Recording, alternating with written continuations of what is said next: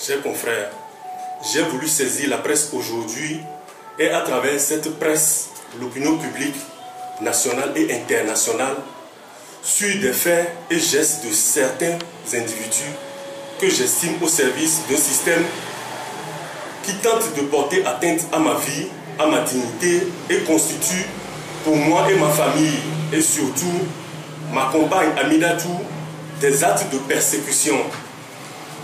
Nous avons décidé de nous exprimer, non pas parce que nous sommes dans le besoin de quitter forcément le Togo ou de formuler une demande d'asile. Mais notre démarche s'inscrit surtout dans notre volonté de faire en sorte que ceux qui agissent dans l'ombre sachent que nous sommes informés de leurs multiples actes criminels dirigés à notre encontre et que tôt ou tard, ils devront répondre devant l'histoire. Chers confrères, en effet, je suis journaliste directeur de publication du journal L'Œil d'Afrique. Comme vous le savez, à l'heure actuelle, l'heure à laquelle j'anime cette conférence de presse, mon épouse, journaliste également, répond à une convocation d'une certaine Amouzouvi qui se réclame proche d'un haut responsable devant la brigade territoriale pour des raisons ambiguës. Ayant été dans le secret du pouvoir de feu général Eyadema jusqu'à sa disparition en 2005, il souffle un certain vent autour de nous. De quoi s'agit-il? En 2006, je résidais dans mon domicile personnel à Kégué, à quelques encablures, soit 500 mètres environ de la résidence du député Pacha Nyasingbe. Une nuit, j'ai reçu la visite de 3 agents des forces de l'ordre en tenue. Ils ont pris soin de couper l'électricité dans la journée, ceci dans ma maison.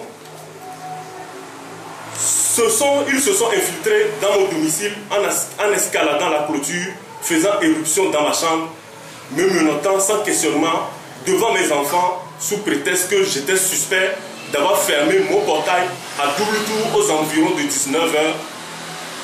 Ils m'embarquent après avoir fouillé ma maison, enjoignant à ma femme de ne pas me suivre. Il me conduisit à la brigade du marché de Assiyeye, m'enfermant sans autre mesure de procès dans une cellule après m'avoir retiré de force mes vêtements et me mettant nu. J'ai eu la vie sauve grâce à la présence de mon voisin qui, ayant suivi les événements par une fenêtre ouverte sur ma cour, s'est rendu à ce poste de brigade de Assiyeye pour me secourir, sans qu'il ne lui soit permis de connaître les véritables raisons de cette interpellation sauvage qui ressemble fort bien à un enlèvement. J'ai eu à informer par écrit la présidence de la République.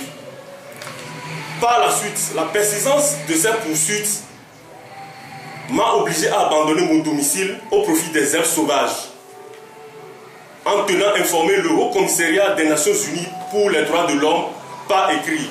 Mais installé désormais à Nikonakouin, je découvre que ces poursuites n'ont pas cessé. Parfois, des personnes d'origine étrangère sont envoyées en mission secrète contre moi, à l'instar d'un certain Ibrahim qui se déclarait commerçant au grand marché de Lomé, m'approchant sous prétexte de vouloir louer une chambre à mon domicile familial. Après avoir partagé un soir des brochettes avec lui, j'ai eu de graves ennuis de santé qui ont failli me coûter la vie. J'ai découvert qu'il portait un masque. En effet, il paraissait proche du pouvoir politique, ou du moins de certains services spéciaux dont je ne peux prétendre ne pas pouvoir déceler le comportement.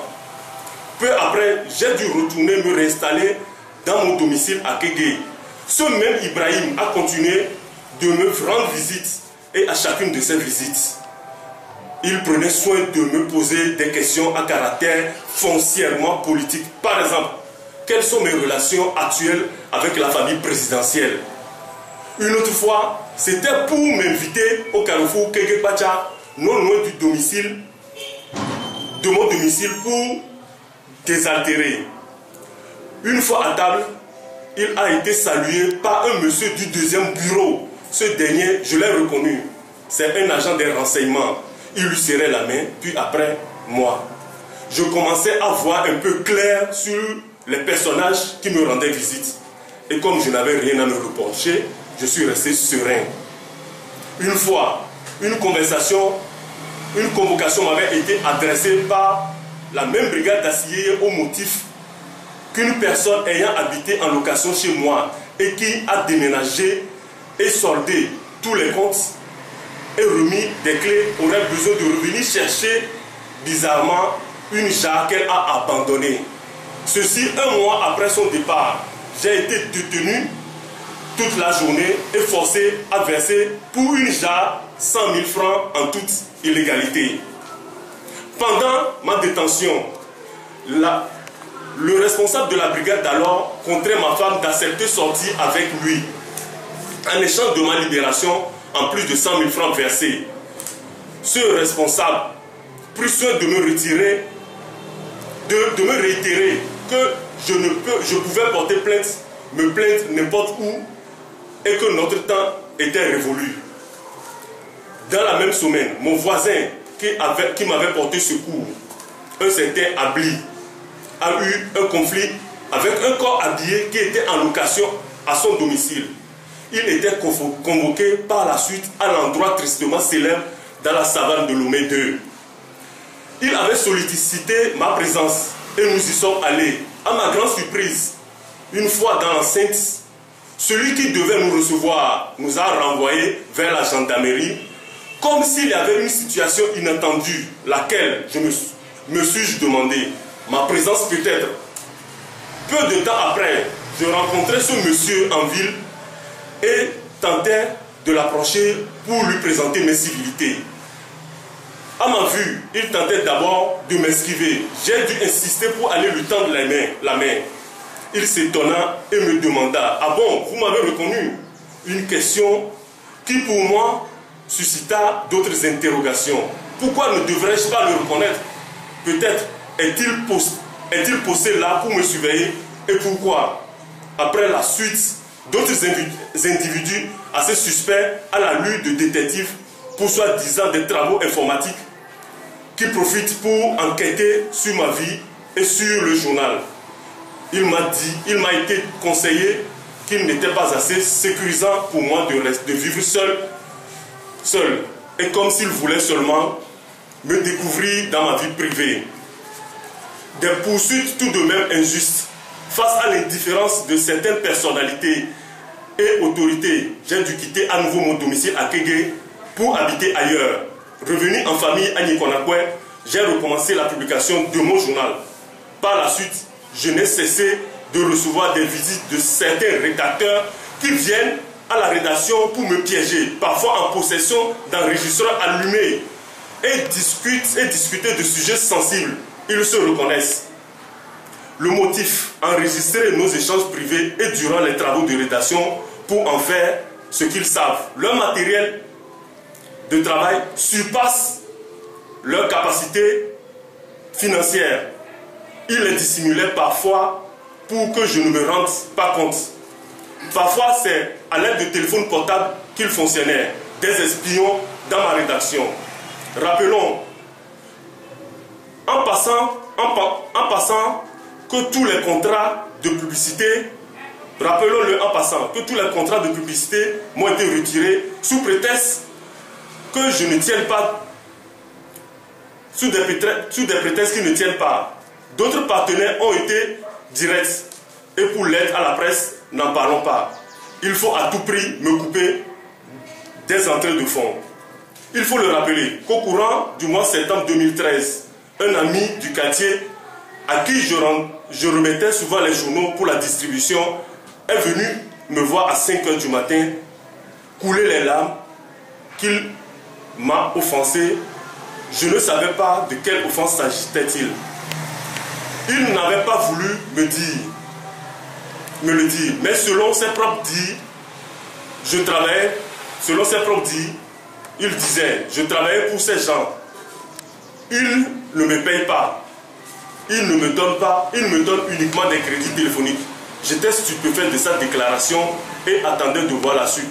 le comble a été atteint lorsqu'il m'adresse une convocation lui aussi devant la gendarmerie pour des mensonges forcés de toutes pièces. J'ai compris que c'était peut-être l'offense dont il parlait.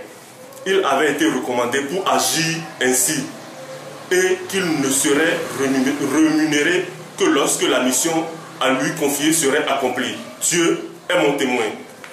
Tout porte à croire que je fais l'objet d'un acharnement dont le seul but est de porter atteinte à ma vie. Le 23 décembre 2013, mon livre Tropicalisation de la mafia israélienne, les peuples et chefs d'État africains crucifiés a été publié en France. Par la suite, mes comptes Facebook ont été supprimés. Il m'a été demandé ma carte d'identité pour la réouverture. Il s'agit des comptes de mon épouse, du mien personnel et celui du journal, compte sur lequel nous nous autorisons de partager des informations relatives à l'actualité. La goutte d'eau qui a débordé le vase. Un expatrié avait pris contact avec moi il y a de cela 2 ans à travers un distributeur de journal parce qu'il admirait l'œil d'Afrique, m'avait-il confié, et qu'il était disposé à contribuer à la promotion du journal en me fournissant des informations et conseils. Je me rends compte que cet individu est encore des leurs. Il s'agissait d'un piège. Plus tard qu'hier, j'ai eu son appel téléphonique m'informant qu'il était en Europe et que je devais aller récupérer une mallette d'argent à lui ramener à Paris. Mais c'est grave, je n'ai eu en aucun moment ces genres de discussions avec lui auparavant. Au contraire, à chaque fois que je me permettais de lui soumettre des besoins relatifs à l'édition du journal qu'il prétendait vouloir soutenir, il ne m'a remis qu'une seule fois un billet de 1000 francs. Eh bien, j'ai un témoin que voici. Bien avant lui, une imprimerie dans laquelle nous travaillons a rompu le contrat sous prétexte qu'il recevait des intimidations. De qui? Tout ceci devient trop répétitif. Il n'a pas suffi de bien pire pour venir à bout d'une vie humaine. Je tenais surtout à partager ces informations avec les confrères, car la presse togolaise, ou du moins les journalistes togolais subissent de pression et persécutions multiformes et variées dans la néo-dictature togolaise. Et en tant que quatrième pouvoir, appréciez les faits ici relatés. Je vous remercie. Fait à Lomé, le 6 février 2014. Concis Blaise Aïen, journaliste écrivain. Merci.